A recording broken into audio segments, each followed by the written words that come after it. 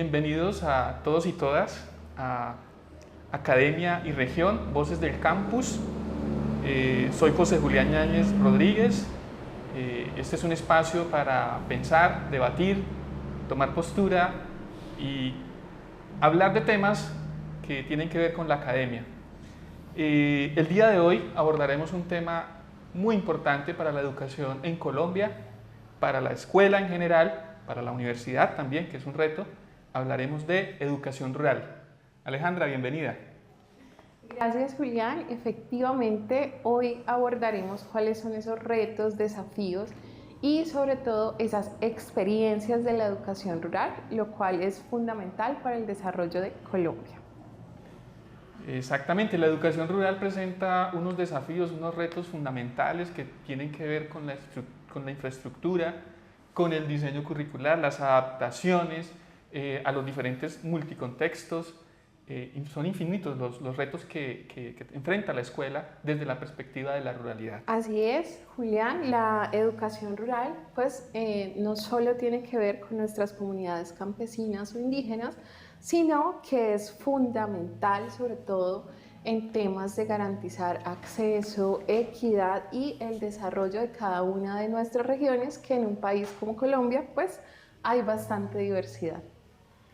Bien, y justamente para abordar el tema, estamos hoy acá con una persona que vivencia el día a día de la educación rural. Nos acompaña Laura Elena Guerrero. Laura, bienvenida. Muchas gracias. Laura es licenciada en Educación Básica con énfasis en lengua castellana del Instituto de Educación a Distancia de la Universidad del Tolima, de la Maestría en Pedagogía y Mediaciones Tecnológicas también de la Universidad del Tolima. Y pues ha aceptado a compartir con nosotros su experiencia en todo lo relacionado con la educación rural, esta experiencia que viene vivenciando como docente de aula. Bienvenida, Laura, y además muchas gracias por recibirnos en tu lugar de trabajo. Para iniciar la conversación sería prudente que nos comentes un poco acerca de cómo es la cotidianidad de la escuela rural, de qué desafíos enfrentas en tu día a día. Bueno, muchas gracias por la invitación. Sin duda, la cotidianidad aquí es muy fluctuante como los estudiantes. Hay días de sol, hay días de lluvia, y cuando son los días de lluvia son muy bien recibidos porque acá tenemos unas dificultades que después, más adelantico, les voy a comentar. Pero la cotidianidad es muy bonita, los niños vienen, muchos de ellos caminando desde sus veredas y con una sonrisa están dispuestos acá a aprender mucho más, ¿no? Entonces, mi cotidianidad empieza con la sonrisa, con el sol de la mañana, con la lluvia a veces y con los niños con muchas ganas de aprender. Sin duda. Laura, ¿cuáles han sido los principales desafíos? Bueno, primero una cosa, ¿desde hace cuánto estás en una escuela rural? Es mi primera experiencia y estoy hace 4 meses. Ajá, cumplidos, o sea, estoy nuevecita. Ok, teniendo en cuenta esta perspectiva de que eres relativamente nueva en un contexto de educación rural, en una escuela, ¿cuáles han sido esos principales desafíos que has tenido que enfrentar? Sin duda es un cambio enorme. Pues yo vengo trabajando en colegios privados y los desafíos que he tenido que afrontar es precisamente verificar el contexto y ver la realidad, observar la realidad en el sentido de que faltan muchas cosas donde el Estado precisamente no llega, y eso que no estoy tan lejos, ¿sí? Estoy sobre carretera, estamos prácticamente cerca de la ciudad y aquí faltan muchas cosas.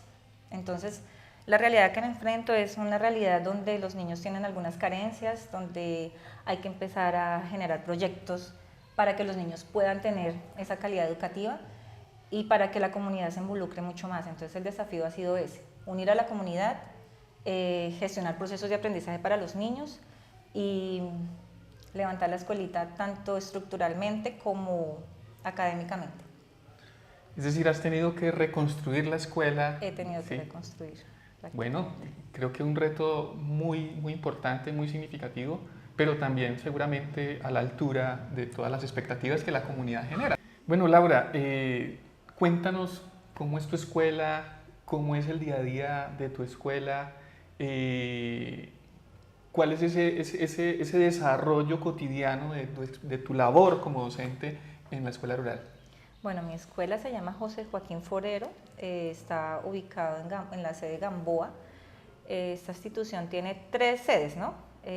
La sede principal, que está en Curalito, la sede del Tambo, que es aquí esta montañita que sube, y nuestra sede Gamboa, que es una escuelita que cuenta con 11 niños y que la población es muy fluctuante, o sea, a veces son 11, a veces son 9, a veces son 15. ¿Qué más te cuento? Pues la escuela está... ¿Los niños pertenecen todos al sector o están dispersos? La mayoría, sí, pero hay algunos que tienen que venir desde el Tambo, entonces vienen caminando por ahí 20 minuticos. Hay otros que están en Curalito, en un lugar que se llama Japón, entonces tienen que coger jeep, vienen y se van en jeep, entonces yo les colaboro subiendo al jeep. Pero sí, y hay otros que están aquí cerquita. Entonces, digamos que la distancia no es tan larga como en otras escuelas rurales donde se ve definitivamente el niño que tiene que ir en caballo, bueno, en trocha. Pero acá los niños están relativamente cerca, además que contamos con una vía principal que nos ayuda mucho para que los niños se transporten. Una vía principal que además es peligrosa, ¿no? Porque claro, es una vía Cajamarca.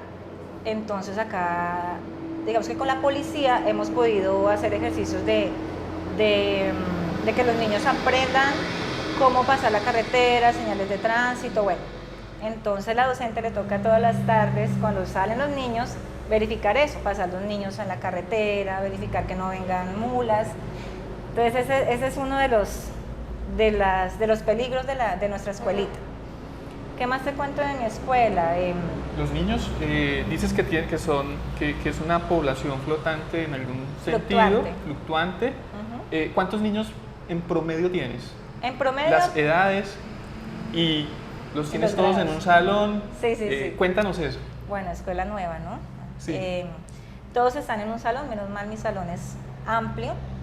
Y yo como trabajo con ellos, yo los ubico por salones. Yo tengo transición, tengo 2 niños de transición, tengo 4 niños de primero, tengo 2 de segundo, 2 de tercero y 1 de cuarto. Entonces, mi trabajo es realizar guías, ¿sí? Para que se trabaje mucho el trabajo colaborativo, o sea, se haga mucho el trabajo colaborativo. Entonces, yo les explico a los niños, yo permanezco todo el día, toda la mañana, pasando de grupo en grupo, de acuerdo a la asignatura, porque la asignatura es la misma asignatura para todos, pero con diferente temática, ¿no? Diferente tema según su grado. Entonces yo lo que hago es pasar de grupo en grupo, fomento mucho el trabajo colaborativo, que ellos se hablen mucho, que se generen preguntas, para que pueda salir adelante esa temática, ¿no? Porque pues siempre es un poco complejo porque los niños se distraen mucho. Claro, ¿sí? Pero es un verdadero reto. Pero es un verdadero reto y ha sido muy bonito. Y ya, pues, como te decía, a veces son 11, a veces son 10. Lo máximo que he tenido son 15. Y así, a veces se van un mes, se devuelven, eso depende del trabajo de los papás, porque acá los papás, pues, generalmente son jornaleros, entonces ellos trabajan por su día a día. A veces administran la finca, a veces llegó el dueño y tienen que irse de la finca, entonces digamos que no hay una estabilidad en cuanto al trabajo de los padres. Bueno, y una curiosidad, cuando los niños se van, dices, por un mes y regresan, ¿cómo haces? Mira que ahí es donde se ve el nivel académico de los niños. O sea, el nivel académico de los niños es muy bajo precisamente por esa situación, porque los niños como están, digamos que trasladándose de lugar a otro dependiendo del trabajo de sus papás, pues llegan a una escuela de pronto donde estén con otra temática o estén más abajo, o estén más avanzados, no sabemos, y acá llegan otra vez en ceros, entonces tenemos que volver a empezar, ¿sí? Entonces esa ha sido como la situación que he vivenciado, que digamos que no es como estoy acostumbrada al privado, que los niños tienen un nivel y antes tenemos que darle más nivel para que avancen mucho más. Acá yo tengo que detenerme, ir con la calma adecuada, ir al ritmo del niño, ¿sí? No que el niño se enfrente a un ritmo mayor, adaptar las temáticas, adaptar todo para que el niño pueda avanzar paso a paso. Claro, un reto creo que altamente significativo para ti como pedagoga, como docente, poder llevar los chicos a cierto nivel. Y ahí es donde podemos entender que esas evaluaciones externas no tienen mucho sentido, ¿cierto? Exacto, no están contextualizadas para nada. Yo, de hecho, pues yo inicié, la rectora nos pide a todos los docentes un proyecto para ejecutar, ¿no? Con los niños. Yo estoy ejecutando en este momento, dada la necesidad que tú acabas de decir, un proyecto ITFES, preparándonos para las pruebas a ver. Pues ellos son primaria, ¿no? Obviamente ellos todavía no se enfrentan, digamos que esas pruebas, de pronto quinto, en las pruebas 3, 5, 9 y 11. Todavía digamos que no se enfrentan a la prueba de ITFES, pero por lo menos van haciendo sus pinitos, ¿no? Claro. Enseñándoles a comprender una pregunta, responder una pregunta, que al fin y al cabo es con lo que se tienen que enfrentar cuando salgan de estudiar. Porque eso los mide para poder seguir avanzando. Entonces, estamos haciendo por ese ladito, comprensión.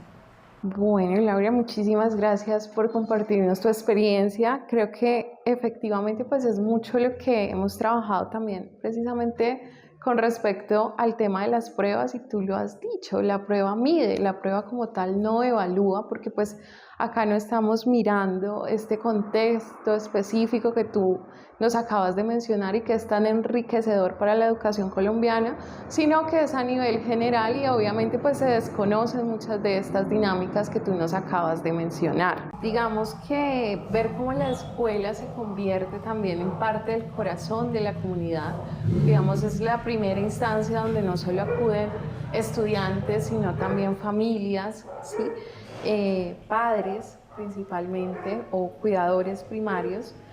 En ese sentido, ¿cómo has imaginado que la comunidad pueda intervenir directamente en la escuela? ¿Cómo involucras o cómo piensas involucrar a las familias en ese proceso educativo para los niños?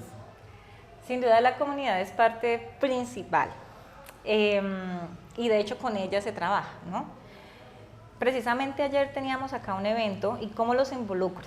Precisamente les voy a contar. Ayer teníamos un evento en el que los cité para una reunión, para entrega de boletines, pero en esa misma reunión hicimos actividades lúdicas, traje a una persona para que les pudiera hablar sobre, una psicóloga, sobre la unión familiar, ¿sí?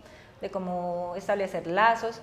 Entonces se hizo una gran actividad bonita en el que todos estuvieron, todos los padres de familia. De hecho se citó al presidente de la Junta, eso es principal. Cuando tú llegas a la comunidad debes verificar el presidente de la Junta, mirar el líder comunal, ¿sí? Entonces con ellos estuvimos en reunión y junto con la rectora de una vez establecimos algunas actividades para desarrollar este fin de semana, que es el cuidado de nuestro colegio, el arreglo de nuestro colegio. Entonces se designan algunas actividades y así se involucra la comunidad, hablando con ellos, citándolos a un taller y compartiendo con ellos. Ese compartir genera esos espacios de ayuda. Claro, esto teniendo en cuenta incluso lo que la misma Constitución de Colombia indica, que la formación es un compromiso que involucra a la sociedad, a la familia y la escuela. Creo que esa es una tarea esencial que debemos hacer todos como docentes. Bueno, teniendo en cuenta esta experiencia, lo que has venido vivenciando, tu formación también, ¿cuáles podrían ser esas iniciativas que se deberían empezar a tomar con mayor contundencia por parte de los entes territoriales? Hablemos de Secretaría de Educación, del mismo Ministerio de Educación. ¿Cuáles crees tú serían esas iniciativas que se deberían tomar para mejorar esos procesos de formación en los ambientes de ruralidad? Iniciativas desde esas áreas, pues yo creo que las iniciativas ya están, ¿no? De pronto ejecutarlas, que es el apoyo a las escuelas económicamente, ¿no? nosotros necesitamos mucha ayuda económica, o sea, tenemos un desbalance con el privado enorme, ¿sí? Y más los que estamos en la ruralidad. Entonces, ¿qué se necesita? Que se ejecuten lo que ya está, que es apoyo económico, más capacitación para los docentes, en el que nos enseñen algunas estrategias para poder trabajar con los estudiantes. Pues algo que sí he sentido mucho es que al tener todos los estudiantes en un solo salón se necesitan mucho más estrategias aparte de las aprendidas, ¿sí? Entonces sería bueno que los expertos en el tema nos capacitaran. Yo creo que es primordial. Claro que sí, Laura. Digamos que esta perspectiva que planteas es bastante interesante, sobre todo porque se nos habla de ese currículo, ¿cierto? Como licenciados, como docentes en formación, siempre nos hablan del currículo, de hacer la adaptación curricular, pero ya cuando te enfrentas a las realidades donde realmente pones en práctica o intentas poner en práctica todo esto que de alguna forma se ha trabajado. En ese sentido, sería conveniente preguntarnos qué puede hacer la universidad en cuanto a la formación de docentes para ahondar en este tema, o sea, cómo involucrar más a la universidad con la educación rural. Y la universidad puede hacer mucho. Créeme que lo que tú dices es muy cierto. Nos muestran la teoría. Yo aprendí mucho en la Universidad del Tolima. Nos muestran la teoría muy bella. Hay unas actividades dentro del aula. Pero cuando nos enfrentamos a la realidad es otra cosa, ¿sí? Y sería muy bueno que la universidad gestionara en la formación a distancia, que los docentes pudieran salir al campo, ¿sí? Que pudieran enfrentarse a la realidad, al menos por un espacio, ¿sí? También que, digamos que la educación rural no está tan, o sea, como que no hay mucha información o mucha teoría sobre la educación rural, ¿sí? O sea, sobre la escuela nueva, activa, cómo trabajar en ella, estrategias de trabajo, ¿sí? Entonces yo creo que falta mucho más. Entonces la educación en la universidad puede ser de mucha ayuda para los nuevos docentes, para los que están allí capacitándose, pero con más programas que enfaticen que el docente pueda enfrentarse a la realidad y que conozca estrategias, de hecho, que conozca cómo hacer un proyecto para gestionar, que es lo que yo me he enfrentado en estos 4 mesecitos, proyectos para gestionar el agua en la institución, proyectos para gestionar que la banda de la institución, o sea, proyectos que nos enseñan a hacer proyectos para poderlos hacerlos realidad en el contexto. Entonces la universidad puede hacer mucho, cambiando, digamos, que su plan de trabajo, sus créditos, no sé, sus asignaturas, con una visión más contextualizada, creería yo. Claro, creo que tocas un tema muy sensible en relación con la formación inicial docente, y tú mencionas algo importante, ¿no? Que las prácticas no solamente se den en el contexto urbano, porque muchos de los egresados no se van a desempeñar en ese contexto. Exactamente. Entonces, que hayan prácticas que incluyan la ruralidad, y no solo la ruralidad, sino todas las dinámicas posibles a las que se puede enfrentar el docente. Yo creo que esto es un gran reto para quienes lideran los procesos de formación inicial docente en cada una de las licenciaturas, tanto en presencial como en distancia, y en las diferentes modalidades que van emergiendo, ¿no? Porque ya hay formación virtual y vienen otras modalidades que el Ministerio acaba de aprobar. Creo que esos son elementos muy significativos que sin duda tenemos que tener en cuenta como universidad. Ahora, además de esa formación, la alianza, ¿no? La alianza escuela rural con la universidad, no solamente en la formación inicial docente, sino para el desarrollo de proyectos y el acompañamiento de los docentes. Creo que por ahí van muchos elementos importantes. Alejandra, ¿qué podemos agregar? ¿Qué más podemos aprovechar esta experiencia tan bonita, tan significativa que nos comenta Laura? Creo que para ir cerrando un poco, ya por temas de tiempo y espacio, sería muy prudente que Laura le dejara un mensaje a sus colegas, tanto de las zonas urbanas como de las zonas rurales, respecto a esta labor tan maravillosa que es el hecho de ser docente. Bueno, sin duda el mensaje más bonito es que el que elige esta profesión es porque, o por lo menos a mí me pasó, es porque es por vocación, ¿sí? Yo siempre soñé desde pequeña ser docente y hacerlo con todo el amor, y eso se nota cuando haces una actividad, se nota cuando la comunidad dice qué chévere, profe, se nota cuando llegan más niños, se nota cuando los niños sonríen y quieren aprender más. Ahí se nota que lo estás haciendo bien, ¿sí? No es solamente que aprendas, ¿sí?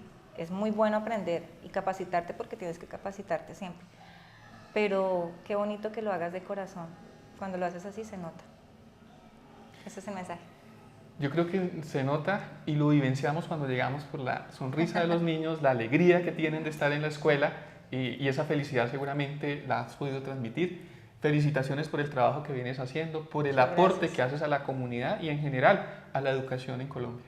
Muchas gracias a ustedes por venir a visitarnos, y qué bonito que estos programas ayuden a fomentar ese mejoramiento que tanto necesitamos en la educación, ¿no? Porque empieza primero con el docente. El docente es la base primordial.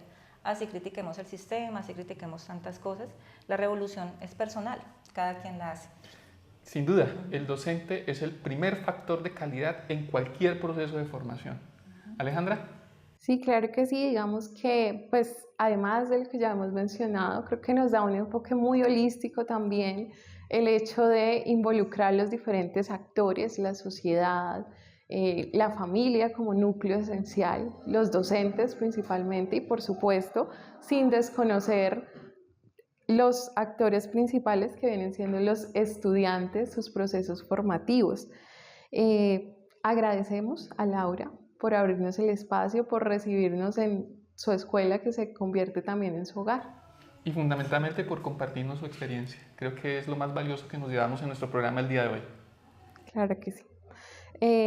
Recuerden que en Academia y Región Voces del Campus estamos abiertos a todas las opiniones, a todas las voces. Todas las experiencias son sumamente significativas para enriquecer este diálogo desde la universidad para las comunidades y también desde las comunidades para la universidad.